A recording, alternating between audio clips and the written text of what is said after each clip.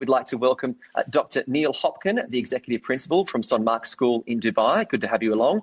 Amal Vaida, the Senior Director of Operations from the Global Indian International School. Naomi Etheridge, the Registrar from the Amity International School in Abu Dhabi. And Mr. David Williams, who is the Acting Principal of the Regent International School in Dubai. Thank you very much for joining us. This has certainly been a very challenging time for everyone during the summer as we adjust to what is the new normal. And some of the things that we are looking to be covering on today's webinar, we're going to be looking at some of the precautions and the safe measures that you've been going through, some of the teaching mechanisms, the admissions in the time of COVID-19, how each school and their parents have been supporting the community. And then at the end, we'll be looking to take some of the Q&A from your audience as we also look to wrap up. So thank you very much for joining us as we look at the first of our questions. I'll send the first question to you, Amal. Looking at the return to 2020, how has this return to students at school? What is it going to look like, and how is it going to be different at your school in the shadow of the COVID-19 pandemic? Okay, thanks, Kish. See, the times are completely different. There is no precedent to which we can relate to.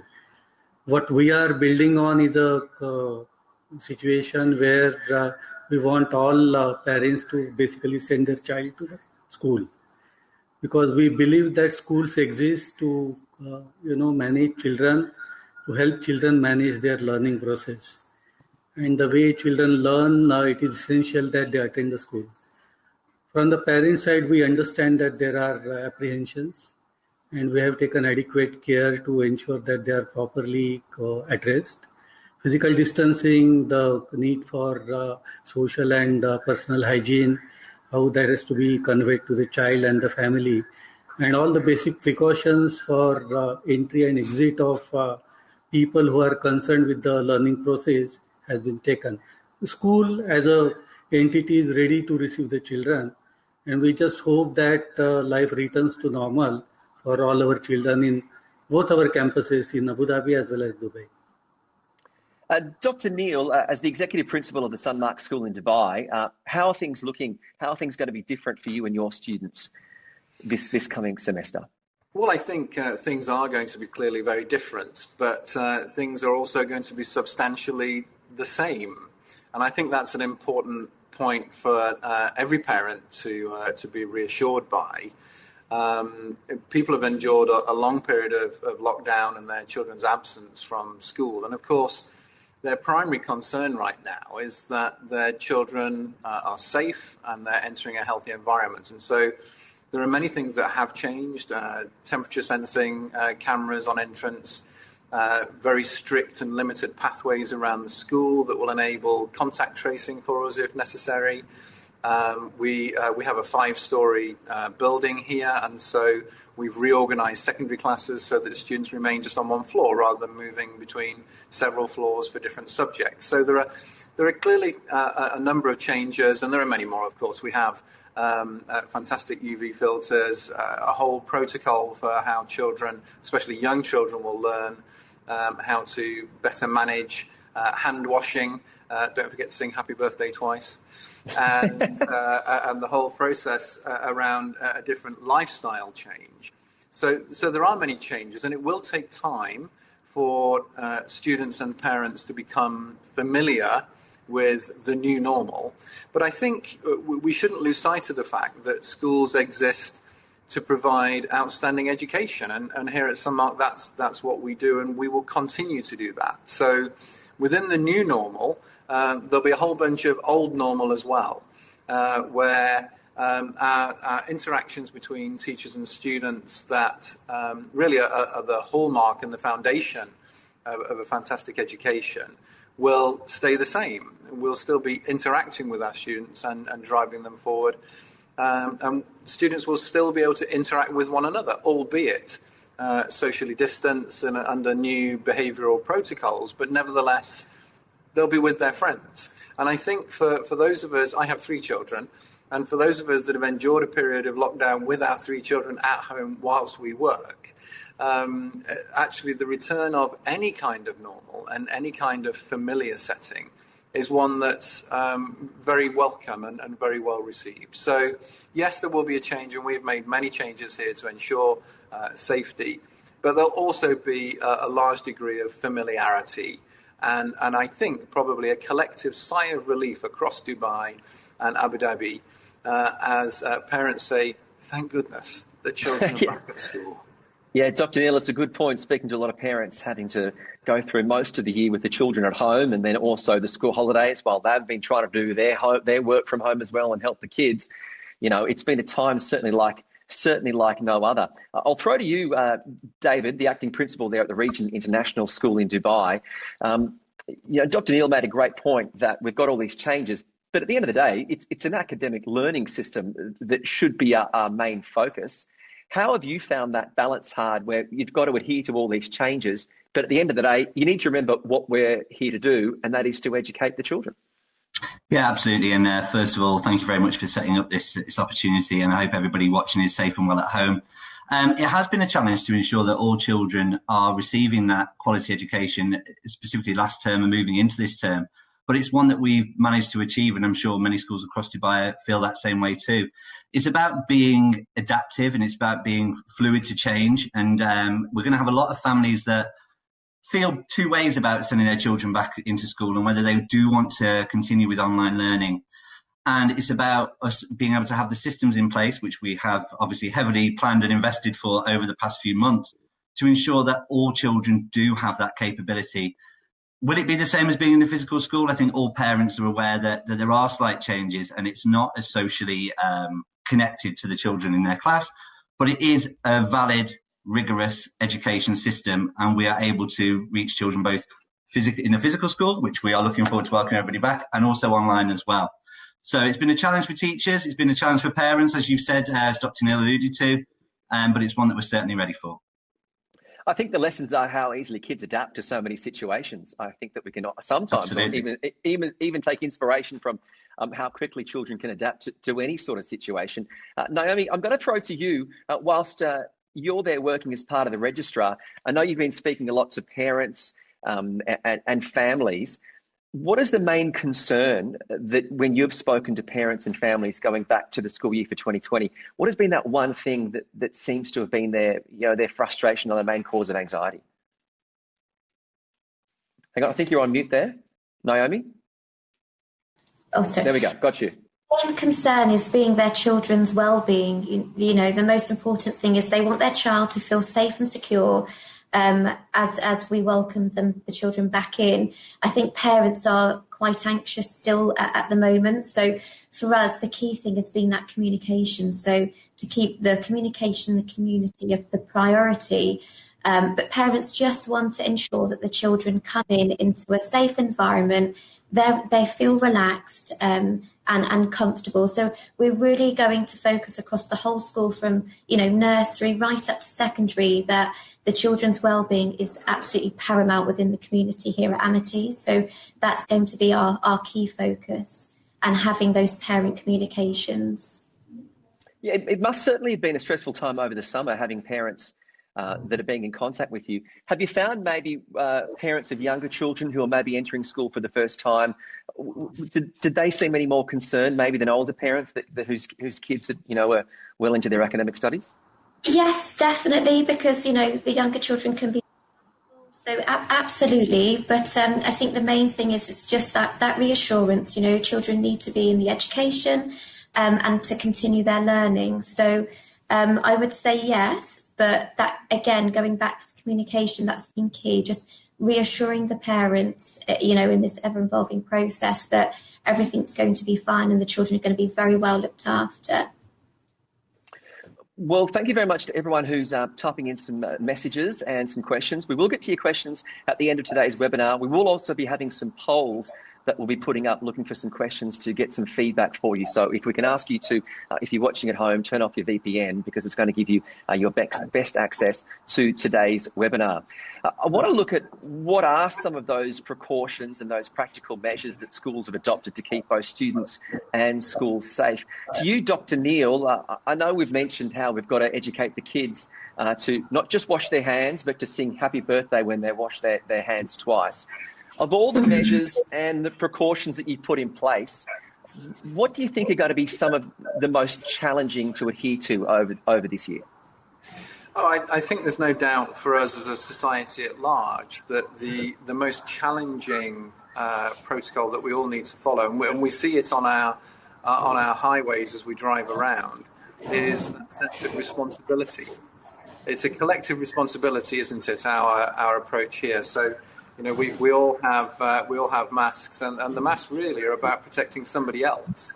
It's about making sure that whatever you're breathing out isn't going over into somebody else's airspace. And I think for me that's a strong symbol for us globally, really, never mind here in the UAE in schools, but just everybody everywhere, that this particular virus is difficult to stamp out. We saw recently, didn't we, that New Zealand, after something like 100 days, suddenly had a case emerge from within its own country, not externally. So I think once you understand that this is something which is really very difficult to control, then it's clear what the problem and difficulty will be in schools, because it reflects the same problem in society at large, and that's about self-discipline. And there's been a lot of talk about the new normal since this all broke out. Newspapers around the world were talking about the new normal that we will all emerge into. But I don't think I personally, and maybe others, had quite realised really the significance of that. It felt like a bit of journalistic speak. But I see now that actually what we're emerging into is a changed society. We are all going to have to operate differently for a considerable length of time in order to eradicate the transmission of this virus, and until such time perhaps a vaccine is able to come and knock it on the head. So I think within the school, it's the same notion. It's actually making sure that every member of staff, every visitor to the school, every child and every parent understands that we all stand in this together, socially distanced obviously, but we all stand in this together to make sure that actually we're holding the line, because that person that takes their mask off because it's hot and they feel sweaty, I'm permanently sweating in Dubai, but you actually just have to adhere to the protocols, because if you don't, and if collectively a number of us don't, then it's all going to fall apart. So I think with schools, it will be, if schools have prescribed a certain pathway that children need to walk along to keep them within a bubble, whether that's because they're young children, whether that's a very small bubble, or if they're slightly older, it's a slightly larger bubble. What we're trying to do is to make sure that we're limiting the number of occasions when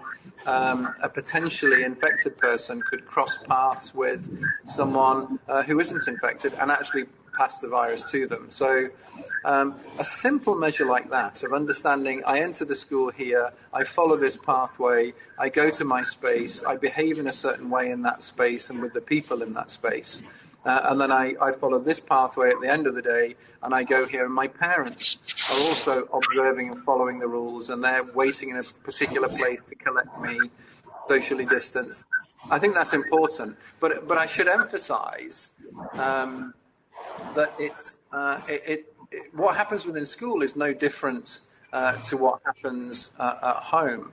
A few years ago, I was working in China when there was a measles outbreak, and the schools all came under incredibly strict control, as you can imagine, in China.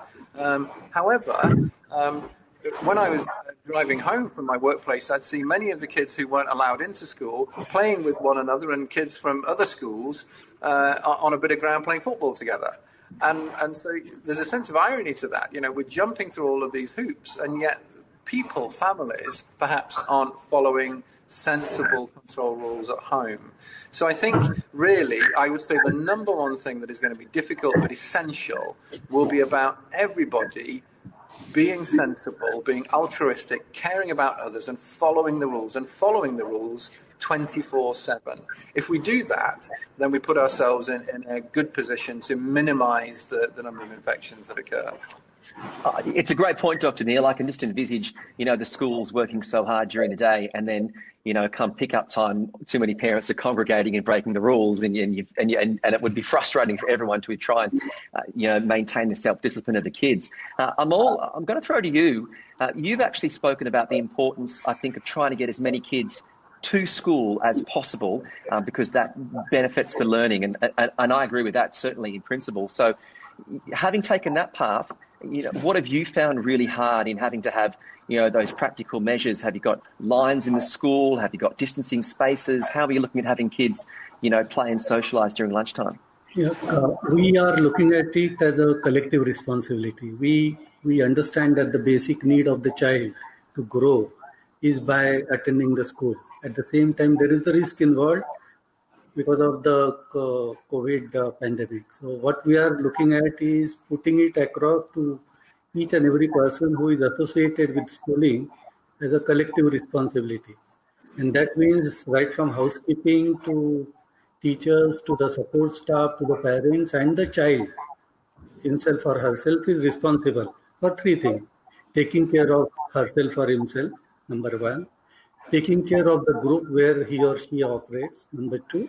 And taking care of the society at large. So what we have done in last 3 weeks is we have come out with a series of communication on personal hygiene, the personal protection equipment, and the care to be taken. And we have shifted the conversation from social distancing to physical distancing, because as a school, we somehow don't like that phrase social distancing, because we are all social human beings and we are a social animal. So instead of being socially distant from each other, you be physically distant from each other, stay connected heart to heart. So those silent practices we are encouraging in both our campuses here in UAE. And the idea is to get all stakeholders together, avoid too much of crowding in spaces, put a lot of emphasis on physical discipline to group discipline. And we believe our children and teachers and the support staff are now ready to deliver it. See, Kish, we are all talking here and in conversation with each other, and we're learning from each other. Even the children learn like this. So it is essential that they mix with their friends and interact with them to have better learning outcomes. So we are hoping after the campaign that we have run that children will be responsible, the parents will be more open to sending their child to the school, and life will return to normal with some modification in the lifestyle. So that the family level, as Dr. Neil was mentioning, a lot of habits have changed. Personal hygiene habits and how we connect with people within the family and in the neighborhood. So I hope all those good habits will now come into school and the entire group will come out as a better, responsible group. Yeah, it's an excellent point you make, Amol. I think we're all finding this, that as humans, we're social beings and we want to naturally socialise and be together in times of need. And we're going against human nature to some degree. So it is a challenge. The first poll has gone up. We're asking you, what would be your preferred mode of learning in the new academic term? What would be your preferred mode of learning in the new academic term? In-class learning only, e-learning, or a blending of the two? So it'd be interesting to see your thoughts on that as we do look at the change in teaching mechanisms that are coming in place. I know it just sort of started out towards the start of the year, and Mr. David Williams, as the acting principal at the Regent International School, I see that the KHDA and the ADEK have given children the option for online classes. How much of a challenge is this to conduct the on-campus learning where the teacher's there with half the class and then the other class are at home individually at the same time, sometimes with parents leaning in, trying to make sure that everything is going okay? How much has this been a challenge for you? Well, first of all, we appreciate their support if they're doing that. That's great. The fact is, last term, as you said, it happened very, very quickly.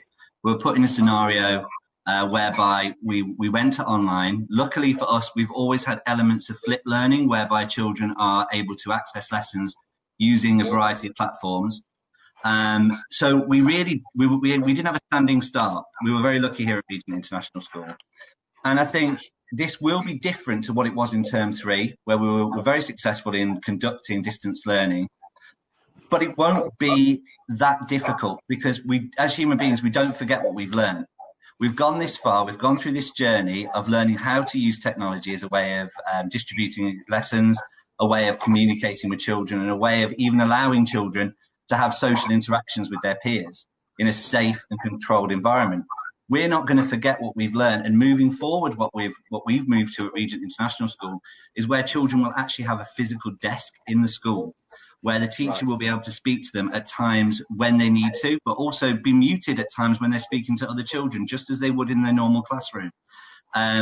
This will allow children to feel part of the physical space, even when parents are deciding for their own decision that it's best to keep children at home. And every parent's got that decision to make. It's not an easy one at all. And I think all schools are really, working throughout the summer to ensure that we're ready for both sets of parents who do want to send their children in and those who want to receive online learning. And like I said, I think the underlying point is our staff and our teachers found new and incredibly innovative ways of teaching the curriculum through these different devices and online platforms. They're not going to forget that overnight, certainly not. It's already changed normal practice in schools. We're never going to go back to some of the things that we were doing before, because there's just better ways of doing them now. And I think that will be reflected in the way that children receive online learning, if that's what they choose. Yeah, I can actually speak from experience that I was distance educated for 4 or 5 years of my high school, and this was going back to my days of dial-up internet. So the work would come, and then you do some lessons online, and I can only imagine when the parents are kind of looking over, trying to make sure, I don't think your teacher's quite right in this, how frustrating it might be for some teachers. But just on that, David, you're looking at some of these hybrid models. What have you found, just through your experience? Yeah. What are the hybrid models that have really worked best in terms of trying to engage all students? So it depends on age and it depends on needs. So there's two things that we have to constantly look at here. With the younger children, for example, obviously we didn't know how parents were going to interact with online learning when we went there in term 3 or early term 2, actually. And what we found quite interesting was, of course, the younger children wanted set activities that were online and a little bit of live interaction with their teacher, whereas higher up the school, we were basically live teaching all the time. So we use different models, different programs such as Seesaw and OneNote and Teams, depending on the age appropriateness of those programs for the children. And yeah, we found that, to be honest, it really does depend on age. So lower down the school, set activities are more interacted with than live lessons. Whereas higher up the school, we found that live lessons were the way to go. And parents really enjoyed that. And they liked the fact they were having that interaction with their peers and with their teachers as well. Now, Naomi, with you working in the registrar, I'll run you through the details of the latest poll we've done. What would be your preferred mode of learning in the academic term? E-learning has come up at 52%, followed by blended learning at 30%, and then in-class learning at 19%. Does that surprise you, given your feedback of speaking to a lot of parents, that 1 in 2 would prefer e-learning? It does, actually, because many of our students, apart from the FS1 nursery, are going to be remote learning, and the secondary for the first 4 weeks. But mainly the parents have opted for classroom learning to have their children back in, again, to meet the social, emotional needs of the child. So that does surprise me with, our students wanting to come back in and have that element of socialising and those connections to rebuild again, specifically with the young children. Yes, well, as we all know, part of school is predominantly academic, but it's such a great ground for social engagement and team building and interacting and learning how to work with people that you may not have initially connected with. And there's also those extracurricular activities. So the next poll that's going up, what's the one thing you miss about school during distance learning? Is it the energy of the classroom, the spontaneous interaction with teachers and friends, or the sports and the extra curricular activities? Just staying with you, Naomi. I mean, it must have been a really tough sort of period over summer, looking at parents and teachers and so forth, and trying to ascertain. Have you had to issue more feedback to parents? Have you had to issue them with more details about what's happening, or have they actually been quite open to in the communication process?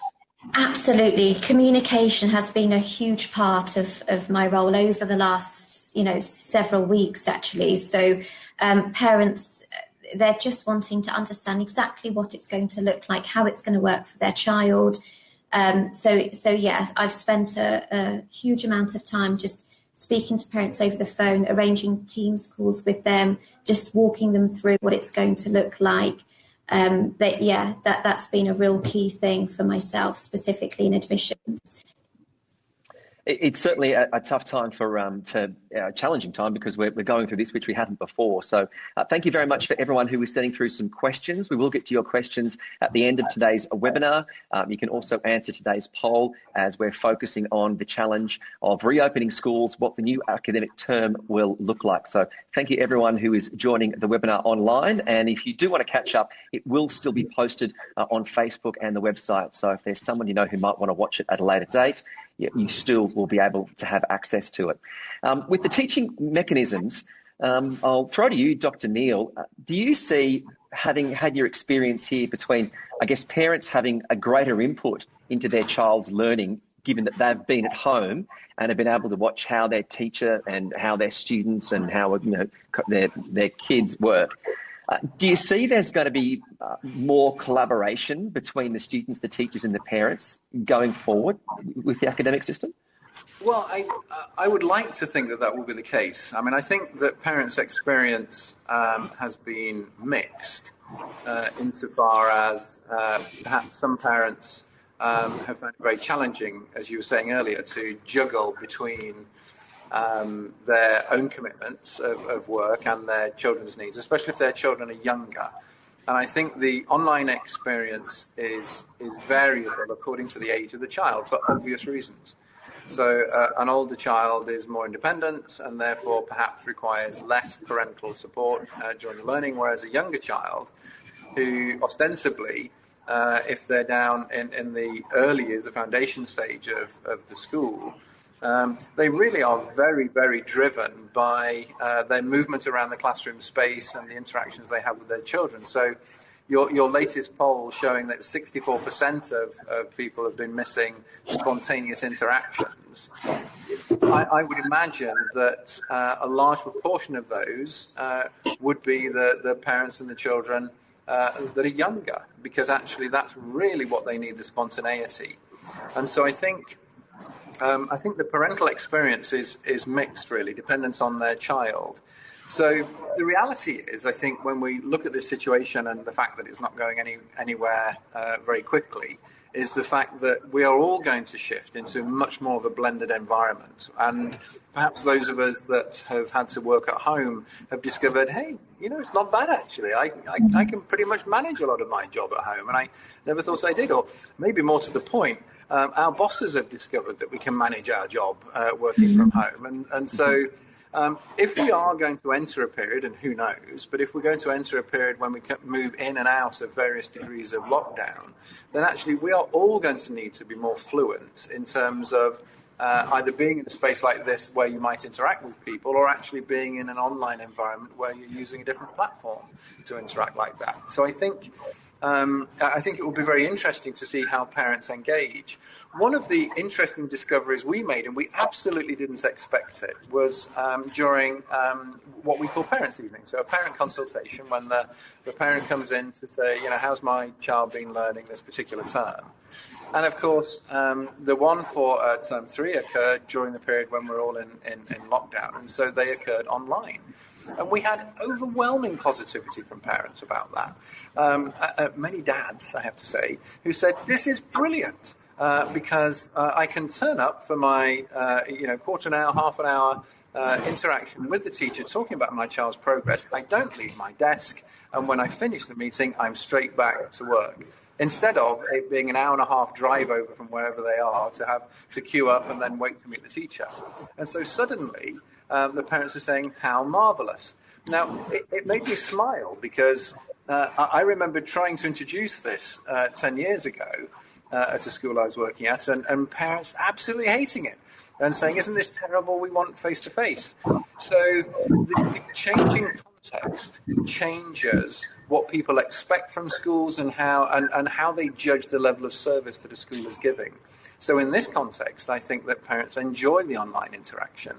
And so I would hope that actually parents will feel they've had a bit of an insight in the last term. They understand maybe a little bit more about how their children learn, and that schools in turn will also understand a little bit better how to support parents so that they can support even better, regardless of the age of their child. So I wouldn't say that we're completely there yet as an education force in terms of supporting those parents, but I think on both sides that progress has been made, and I think it might change things for the future.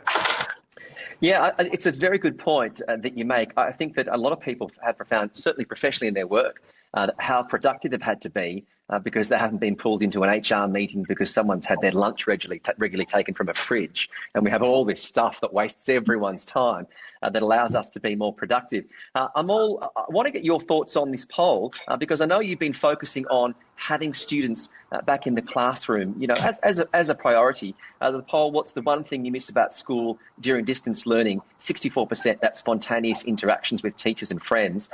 Have you found much pushback from parents? You know, have you found that there have been a lot of parents that have been wanting to have e-learning, or have they been overwhelmingly welcoming of having children back in the classroom? For me, the poll result actually is an indication that when we quickly shifted to distance learning in the last term, and the speed with which everyone adapted and the quality of education that was delivered, that is indicating here in the numbers. Because parents have understood that this works. And with the risk involved of sending the child to the school as pursued by the parent, they believe that why not continue with the option now that we know that it has worked. So the fact that all the schools in Abu Dhabi, Dubai, UAE delivered a good quality education, distance, virtual in last term, is showing in the poll results here. I am not surprised because in Dubai, we are looking at about 30% only sending the child to the school. In Abu Dhabi, only 10% are keen to send their child to the school. 90% want distance learning. I'm talking of my school in Abu Dhabi. So I'm not surprised. And I think over last 3-4 months, parents have realized that teachers work very hard, and the kind of understanding that the parents have developed with their teachers and the learning system of their campus, that's being indicated here by their confidence in distance learning. That is why they are opting for it. I'm not surprised. And credit goes to all the parents as well as the teachers for that. Yes, I think that's the point. We all have to work on this and all work together. David, as the acting principal at the Regent International School, you mentioned about looking at different forms of software and what would really work. I think the question that a lot of people, certainly with older children, are going to have is how are you going to be conducting exams with some students being at home and some students being in the classroom? Well, I mean, we've got a few plans actually in mind for this. We were just looking at, for example, children can access most of the platforms that we use for testing and assessment online. So there is no issue with them doing it at home to a certain degree. We would encourage, I think, the use of an examination room if there was sort of end of year assessments, for example, and make that available to parents to use so that we can have the accurate data so we can support children moving forward. But at the end of the day, the most important thing for any school when it's looking at assessment is that teacher assessment at the end of every lesson. And it's not about these set examinations. It's about teachers knowing their children inside out. That does not change on online learning. It does not change in the physical realm. It's the same situation. Teachers are able to obviously set work, help and support children throughout the lesson, give valid feedback using a variety of ways. I mean, even in foundation stage, we're having children leaving voice notes on their work so that they were able to share with the teacher what they've learned and the teacher responding to that. So incredible ways of assessment taking place. And it's not just about the examinations, which really don't need these four walls anyway. They can take place anywhere around the world. teacher assessment is key, and it certainly will continue to be, whether it's in blended, online, or the physical school. Yeah, back when I was homeschooled, a guy used to have to come to the house with the newspaper, and he'd sit down next to you while you did your exam for a whole hour. I can only imagine Did you had to do that for every single. I actually didn't do too badly. You know, you had someone, and he was reading the paper, just making sure that you weren't cheating or doing anything. He came from, in Australia, we have the board of school studies. So he'd come out, and Mum would make him a cup of tea and a couple of bickies, and there I would be doing the work and making sure I was adhering everything, and it was very intimidating, I have to say. So I envy the technology that a lot of the students have today, because it certainly is remarkable. Have you found that the young? I mean, we spoke about how kids adapt. Is it really as simple as the younger kids just pick this up like a duck to water compared to some of the older students? Again, we're lucky. We again, it wasn't a standing start. We had this stuff in place before, yeah. So children knew how to record their own work on Seesaw, for example, in the lower year groups. And so in many respects, it is. I mean, this, to us, we still see an iPad and we still see a computer as we gain in years, and we think it's this special, incredible device, this game-changing piece of equipment. Children come to school knowing how to use them, and you put a program on that they've never seen before, and they do know how to access it if it's laid out in the correct manner, in an age-appropriate manner. And so children do pick up. And what was quite interesting, of course, now is similar to what Naomi was saying. You know, when we're taking families, talking to families, meeting families, talking them through what we've done, it changes their perception, because at the moment, you've got to consider when you're dealing with children who are even 5, 6, 7, 6 months is a long time out of their life. This isn't the new normal. For them, a lot of it feels like the normal. So when they come into school and they see that these things are taking place and that the physical school is safe and they're ready to come back, it does change their perception. But as far as online learning goes, they picked it up so quickly. They were able to access the curriculum the same in many respects as they would in the physical school.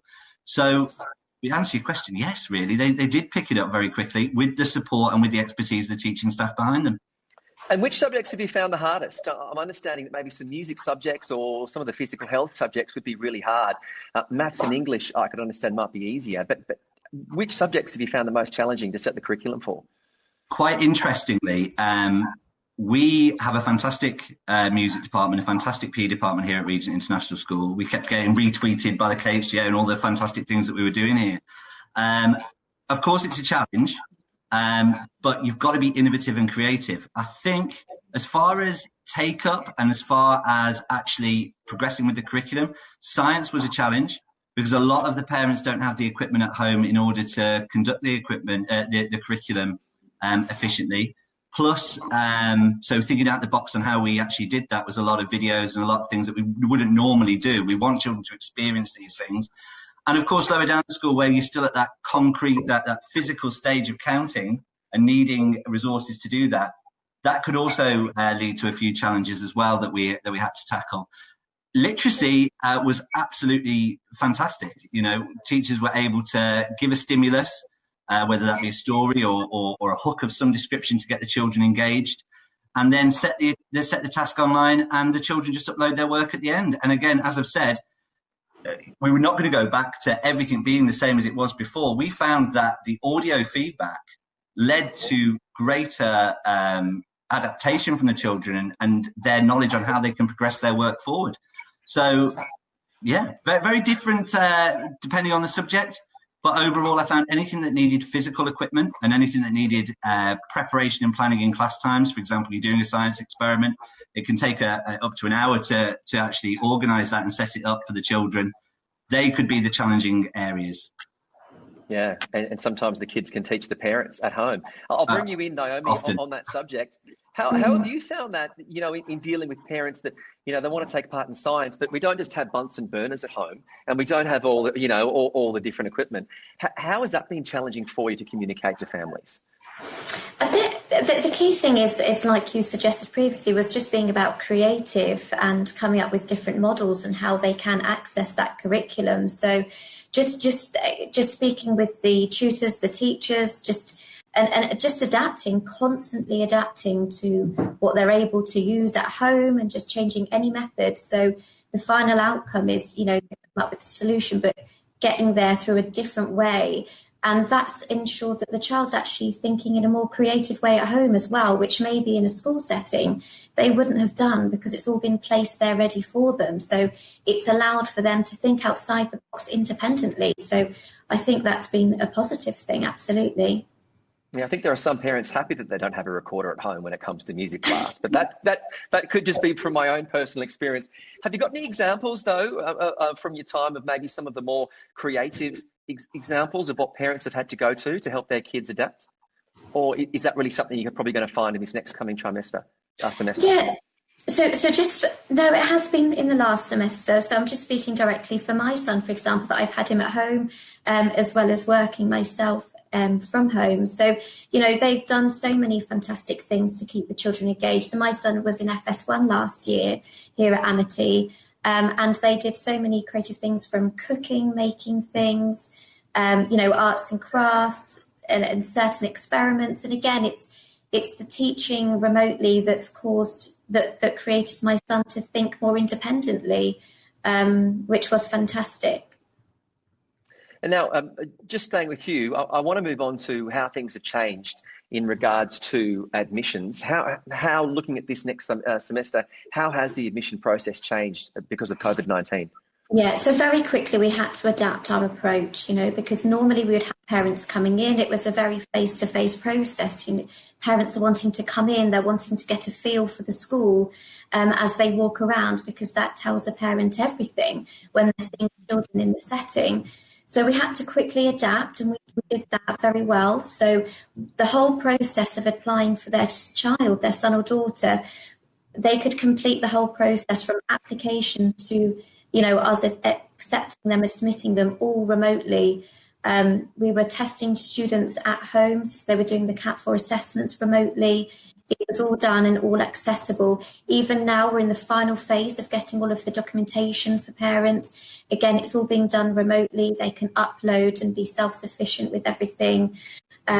What I've tried to really reiterate is just keeping that communication, not being behind the computer screen all the time. So arranging webinars for our new parents, talking them through what's expected, they're to expect in the coming few weeks. So it very quickly adapted. Parents were able to access documentation that normally they would come in and get. There was a system in place, the TARM system, so children are able to access their leaving certificates and so forth. So we very quickly adapted, and in light to make things a lot easier for parents through that process.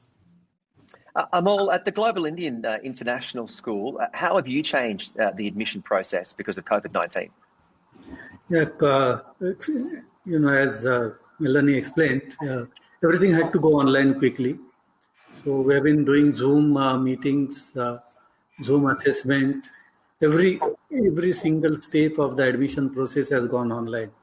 Interaction with the school team, interaction with the principal, interaction with the counselor, online testing for defining the baseline for the child.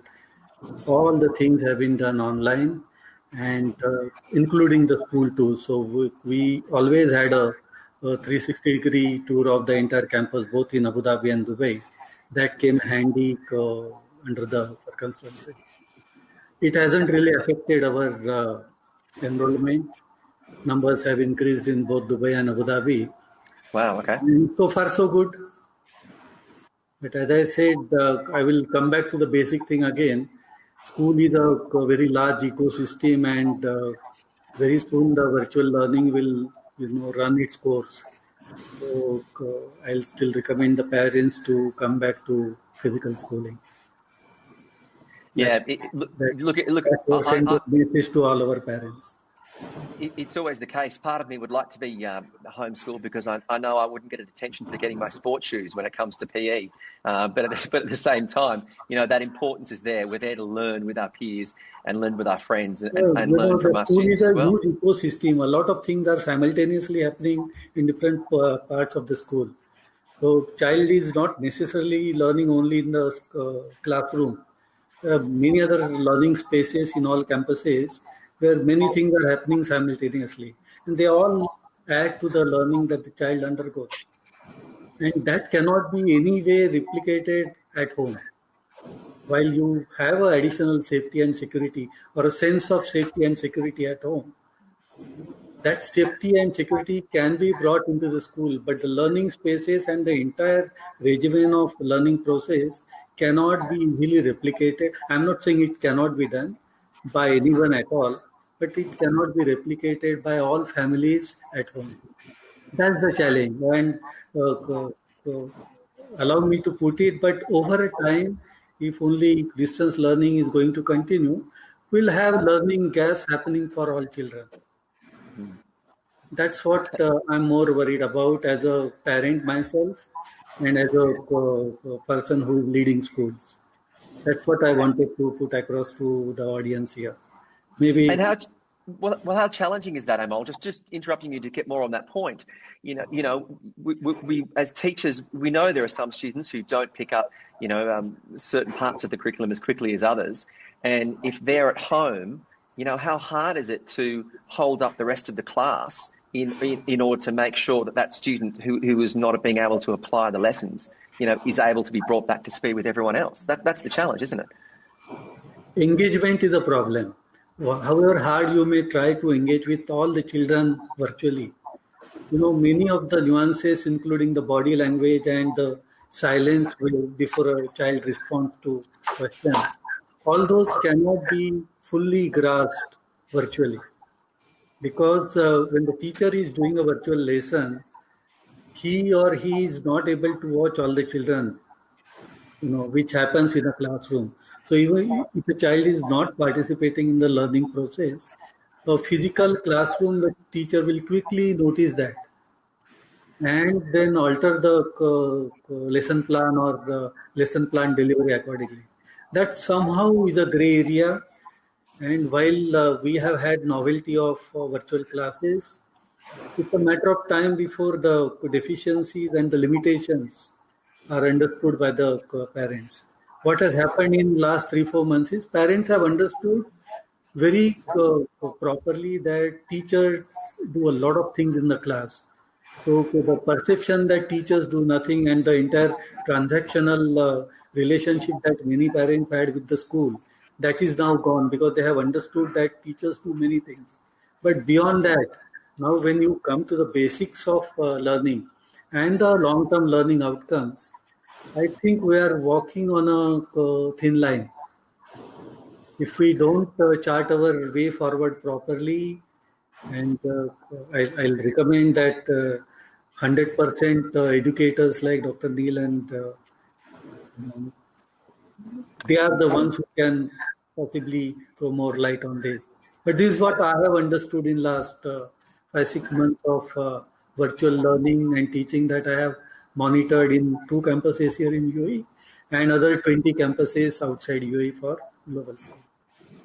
Well, thank you for that point. We'll go to the poll. Would you like the blended learning model to continue beyond the COVID-19 pandemic? Yes, 46%, no, 54%. So that really does go back to, Amol, some of the things that you were saying. We'll get to your questions very quickly, but I do want to focus on the topic of how many households, we know we're going through such an economic crisis and so many families are struggling to meet their financial commitments. There's job losses, redundancies, there's furloughs. Dr. Neil, how are you looking to help families during this economic crisis, with so many households suffering from this financial strain? I think it's very difficult, isn't it? And it's being the world's largest independent schools market. The UAE has a very significant issue there because all expatriate children are fee paying, and with the difficulties that parents have with their employment, and as you say, perhaps furloughed pay, that places them in a difficult situation. But of course, it also places the school providers in a difficult situation. These are also businesses that are also under significant stress. And so I think it's a complex system. The start point is this, and I'm sure that Naomi would, in her role, would resonate with this. We want to be sympathetic to parents and do whatever we can to help. We recognise that these are difficult times, and so whatever the school can do, it will want to do. And so, of course, that's all about relationship. It's all about making the connection with the parents, understanding their particular hardship at school, so that we can make sure that... No, I think we've lost... No, so we can make sure that we're putting the provision of support to those parents that need it the most. So I think it's based on community, and it's based on that sense of working with our families to understand their context and to understand how we can support them and offer that sort of financial relief, whilst at the same time being pragmatic and recognising that the schools still need, in order to be able to offer outstanding education, still need to be able to actually afford to operate. And so it's about striking a balance within there. So all of our families are able to speak to our admissions colleagues and have conversations around their particular financial circumstances, so that we can have a personal and bespoke conversation with them to decide how best we can support them. We're going to get to some of your questions very soon, because I'm sure that the time is upon us. But Naomi, just on that, how have you found that process, in regards to admissions, with parents that are struggling with their financial commitments? It must have been some tough conversations you've had to have with people. It has been difficult, with parent situations, their household, they've had to make some hard decisions. Their employment benefits have changed somewhat. So again, it's about supporting the community, which is everything that we have tried to do within Amity. So we set up a team and set up a hardship fund. So parents that needed it the most, it was all very much on a case-by-case basis. We'd assess their situation, try and support them in every way we physically can, just to keep, to keep that relationship. But it has been difficult for parents, but I think, like I kept touching on a few times, that communication and that relationship with them has been absolutely key, and just supporting that community that we hold here at Amity. Looking at some of your questions, thank you very much for coming in, and for them coming in, and also please feel free to get your question in. David, I'll ask you the first question here. Children who have to go to school for the first time this September, do you think it's more advisable to get them started in the second trimester rather than now? Totally up to the parents. They've got their decision to make. I really suggest, as I said before, come and see the schools. Come and speak to the leaders and the teachers that your child will be working with, and see how you feel. There's no right or wrong answer. This is an ever-changing scene, and I'm sure that I don't just speak for Region, I speak for all the schools. We're prepared to support you in your decision. Like I said, there is no right or wrong. Come and speak to us. Look online, see the videos that are being put up by numerous schools, including Regent, on Instagram, and that will help you inform your decision. I think the biggest thing to consider really is the social impact on children, which Naomi alluded to earlier. And if you do feel that it is safe and you do feel confident, I would start in term one. We've got a lot of issues that are going to affect children, as far as picking up on social cues, for example. As adults, sometimes we even struggle wearing masks. It's quite nice to be in this environment where we can actually see each other's faces safely. It's quite difficult to pick up on emotions, and quite difficult to pick up on how people are responding to you. Well, can you imagine being a 5, 6, 7-year-old and going through that? It's very, very difficult, and they've got enough challenges going on at the moment. So getting them into that physical classroom certainly would help with that social development, that social interaction. So that's one thing I would say. Those things can be replicated online. As I've said, I've been very positive about that, and I stand by that. However, if you do feel that it's safe to bring children back to school, then I would recommend bringing them back in term one. Amol, you've been very vocal about having kids in school. One question that's come from Madri: during the pandemic, hygiene is very important. Certainly, restrooms is an area where kids can get infection.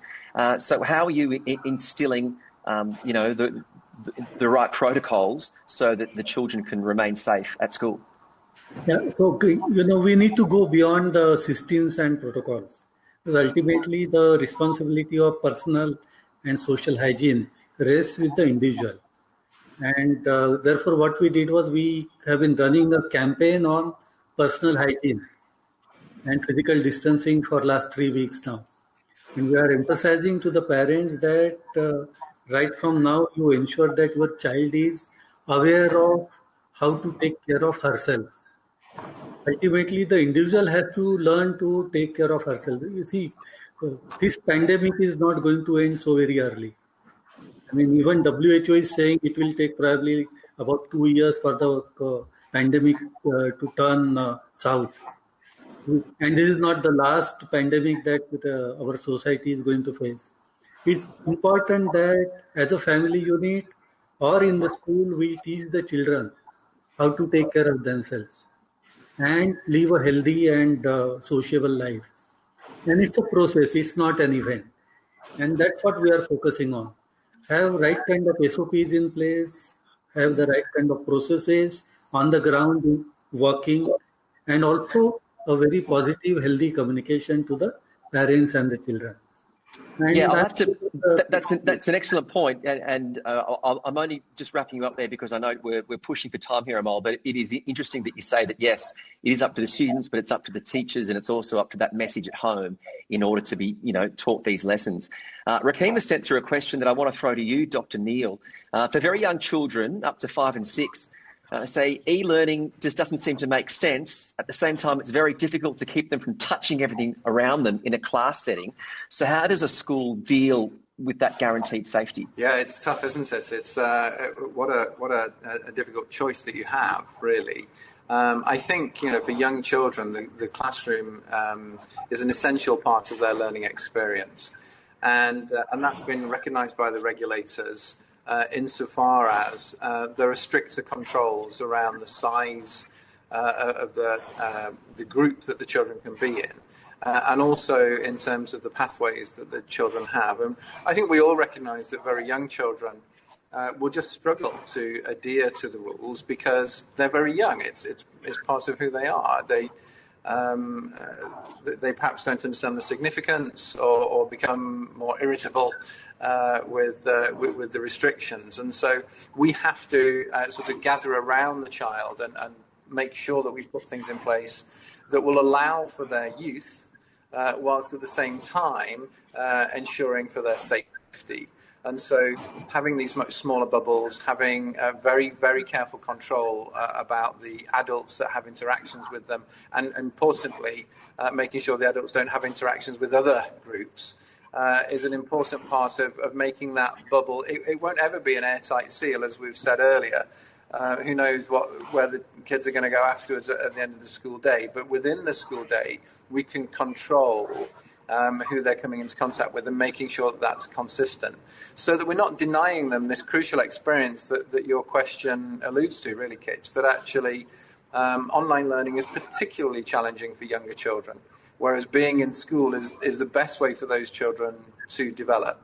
And so the reassurance that we give parents is not only all of the instrumentation that we have around school to ensure that it's extremely clean and is cleaned very, very thoroughly, very regularly, and everybody's screened on the way in and so on. It's also actually just about their hour-to-hour practice and making sure they stay within their bubble. We've kept it tight, and they understand that by following those rules and making sure that other adults aren't coming into that space and interacting with them, we've kept them safe. Naomi, a question has come in from Aldina, which you might be able to shed some light on. Online teaching for my kids in primary grades is an option I choose, but the pandemic situation I'm in now is that my company I work for doesn't really support it. So how are you helping working parents with that flexibility to support younger children with their learning journey? So we'll just encourage them to be flexible. So with the communication with the academic, with their teacher, and they're not having to be logging in at a certain time, just having that flexibility. So parents, they are going to be working the day, so that may mean as a result of that, students are going to be having to do their lessons, later on in the afternoon and the evening. And as long as that's achieved in that day, then that's fine. I think we have to adapt. We need to be flexible and understand the situation that our parents are in and, support the parents in the best way that we can with their children. David, a question that's come in from Kusar. What are the strategies that can be adapted in blended learning? How can the assessment process be made more reliable in schools for students? So one thing that we did obviously, we've talked about the sort of formalised online assessments. I think that's pretty clear. I think use of assessment rooms, use of teachers being online with pupils whilst those are taking place are all ways that we can ensure that there's more rigour there.